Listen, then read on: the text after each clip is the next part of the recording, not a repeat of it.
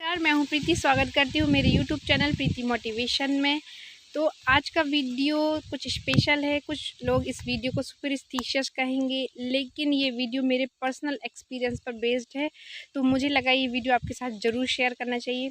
Actually आज के video में मैं एक स्थान आपके साथ शेयर करने वाली हूँ, जहाँ पे अभी मैं हूँ, अपने बच्चों के साथ, अपनी फैमिली के साथ आई हूँ।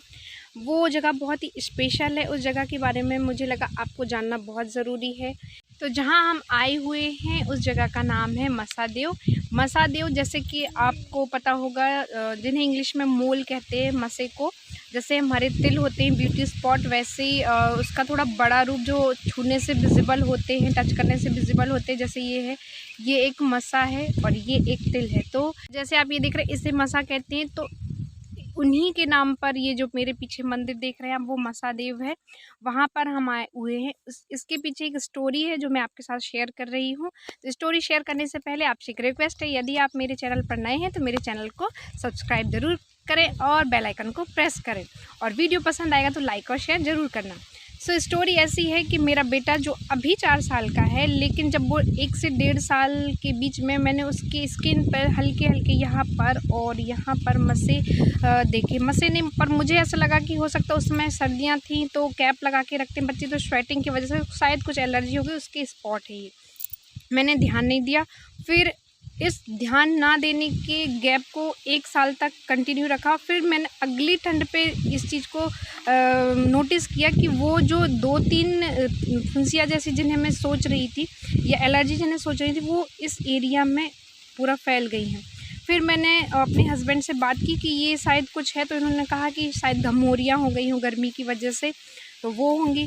फिर हमने थोड़े दिन वेट किया, उसमें पाउडर वगैरह जो भी टैल्कम लगा सकते थे हम, समर वाला, वो लगाया। उसके बाद भी हमने देखा कि उसमें कोई चेंजेस नहीं, और वो बढ़ते ही जाते, ये एरिया से यहाँ पर भी पहुँच गए थे। फिर मैंने ध्यान दिया, नहलाते वक्त उसे देखा कि उसके कान के पीछे ब्लैक ब्लैक हो गए हैं जो मसे। यहाँ पर जो उसके थे इस एरिया में और इस एरिया में, वो स्किन कलर के ही थे, ब्लैक कलर के नहीं थे, तो वो एलर्जी के जैसे दिख रहे थे। बट मैंने कान के पीछे जो उसके देखे तो वो ब्लैक कलर के, जो जिस तरीके से ये मेरा जो दिख रहा है उसी तरीके का यहाँ कान में बहुत सारे थे।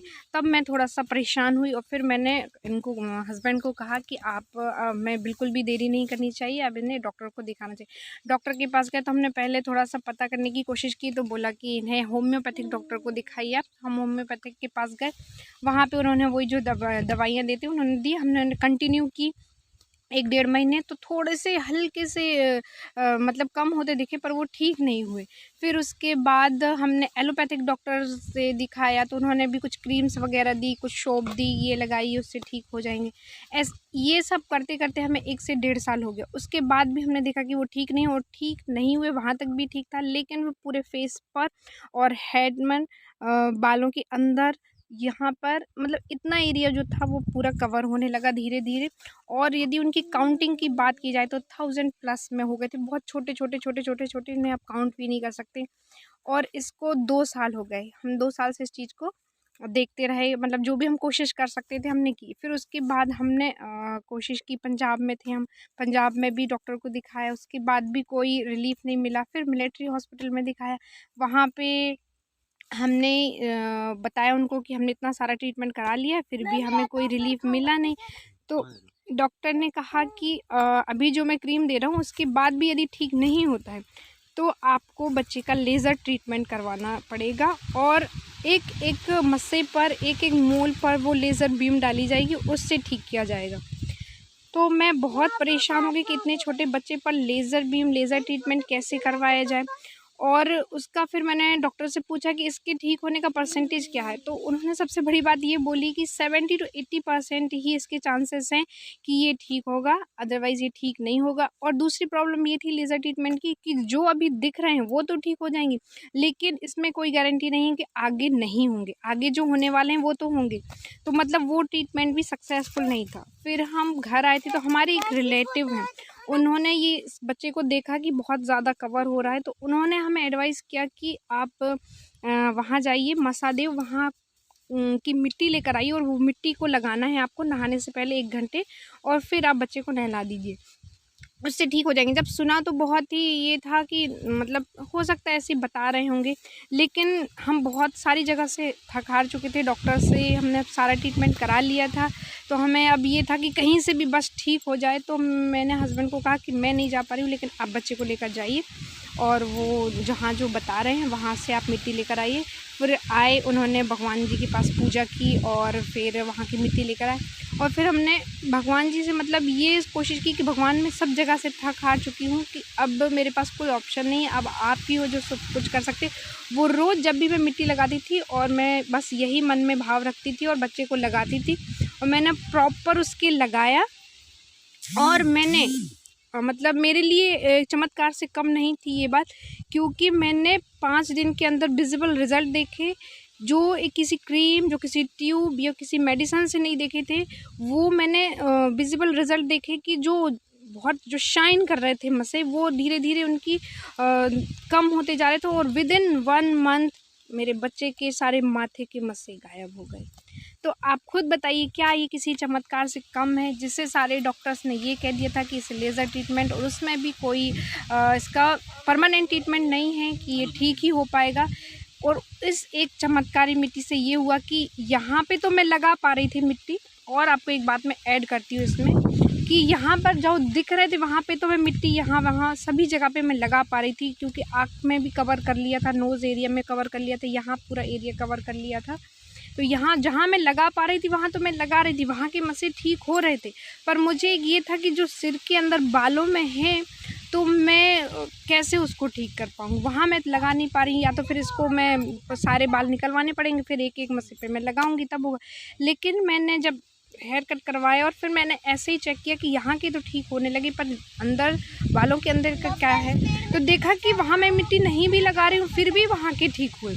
तो मतलब मेरे लिए ये किसी चमत्कार से कम नहीं है, और मुझे लगा कि शायद मेरी तरह आप खुद या आपके बच्चे या आपके कोई रिलेटिव शायद परेशान होंगे इस प्रॉब्लम से। तो आपको ये सॉल्यूशन मैं बता रही हूँ और मैंने आजमाया है, मैंने ये चमत्कार खुद पर देखा है, तो इसलिए मैं आपको बोल रही हूँ, यदि आप इस चीज़ से परेशान हैं तो आप ज़रूर यहाँ पर आइए और एक बार आप ये ट्राई करके दीजिए और सच्चे मन से कीजिए। देखिए, हर चीज़ में ना भगवान की जो चीज़ें रहती हैं वो उसमें भाव आपके बहुत ज़रूरी है।